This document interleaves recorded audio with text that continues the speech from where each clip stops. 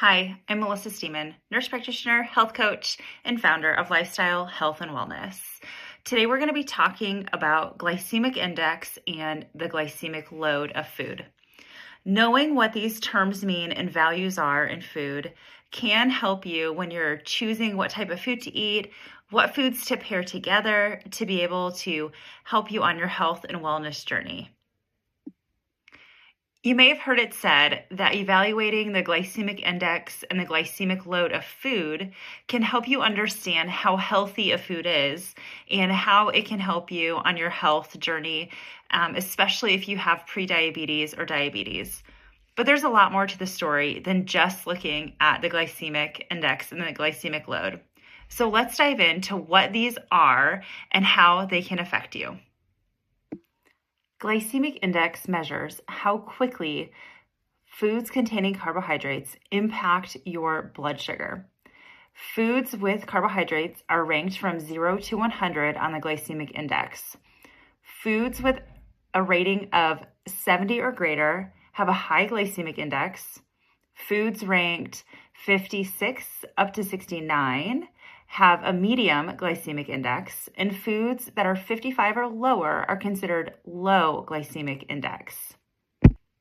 Examples of foods with a high glycemic index are white rice, white bread, white potatoes, sugary beverages, cookies, also even some fruit such as watermelon and pineapple, along with overripened bananas. Foods with a medium glycemic index are foods such as whole grain bread, sweet potatoes, and grapes, while foods with a low glycemic index are going to be foods that are high in fiber, such as beans, lentils, quinoa, apples, berries. All of those types of foods, because of their fiber content, slow the absorption and digestion of the food, which helps to decrease the glycemic index. A couple other things to keep in mind with glycemic index are the content of fat and protein in a food, as that will also help slow down the digestion, therefore slowing down how quickly that food will enter the bloodstream and rise the blood sugar. Glycemic index does not give us the entire picture. We also need to consider the glycemic load of food.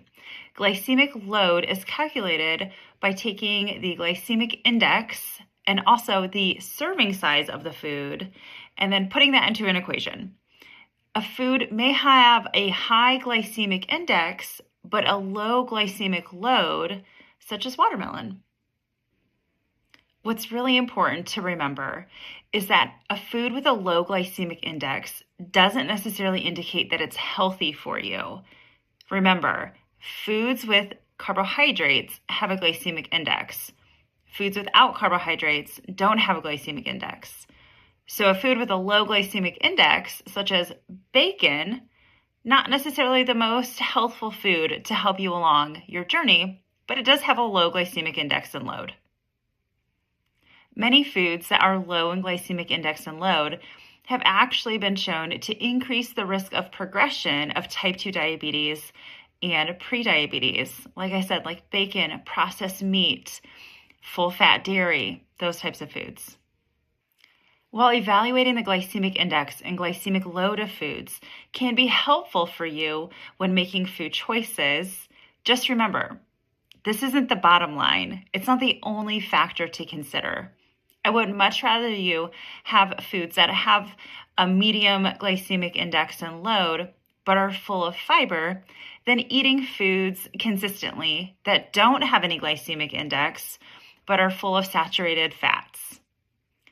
Finding those good foods with lots of fiber are going to help your insulin sensitivity improve. That means your body is going to use the insulin that you're already making better. It also helps improve gut health. These types of foods help get you closer to your health goals and help you reverse your prediabetes and diabetes. Thanks for hanging out and learning about glycemic index and glycemic load. I would love to help you learn more about food choices to help you reverse your prediabetes, your type 2 diabetes, and insulin resistance. Click on the link to my website and feel free to sign up for your free 30-minute discovery call so we can dive further into your goals and dreams of just improving your health and finding freedom.